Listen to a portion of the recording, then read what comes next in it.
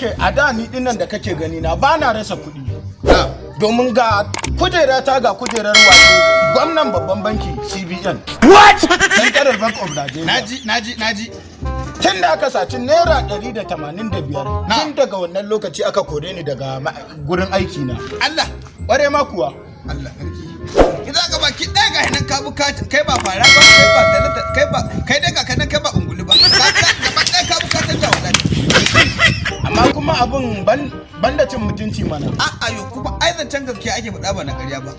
Ko ba gaskiya ba abin da aka gana jikinka ai ake faɗa. Ni din ma ka san in ka kalli nan za ka ga yafi nan. To matsala aka samu. Matsala? Ƙwarai kuwa.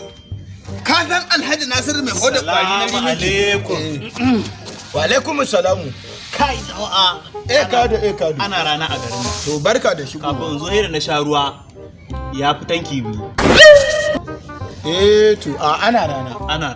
Ana rana. Ni zan gaya ma ana rana. Lallai mu wannan mu ka tabbatar wa da ana rana ba zafin rana ba. Abokina na ji kana wata magana wani kwari ne ko waye.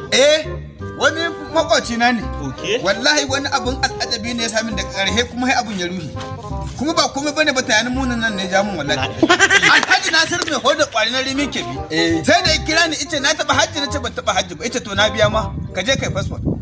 Ina baka labari ka san sinafa mai hoto? Na san ni ko na san sinafa mai hoto na rimin kebi gurin sa na da nace dauke na hoto. Ice an gama tattaro kyau na ice yadda na gama tattaro kyau na ice baya ganin fuska ta hakuri nake gani.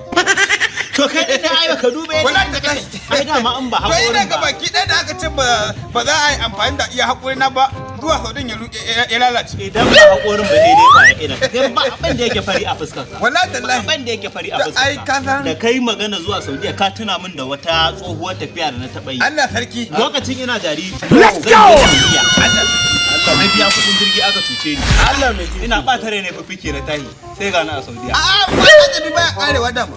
Dan kai fifike ka tashi idan Allah ya soka da rahamarsa babu abin da ba za ka yi. Amma kai da tsinanne ne. Me haka? Ka ce ka dabo wannan kwale-kwalen naka. Mu za ka nuna wa mu za ka ce ka ta sai an jima. Banda ma rainin hankali kan duba wannan digilan waya ce mun ya haihuwa ta kibi. Derp derp derp derp derp derp derp derp derp derp derp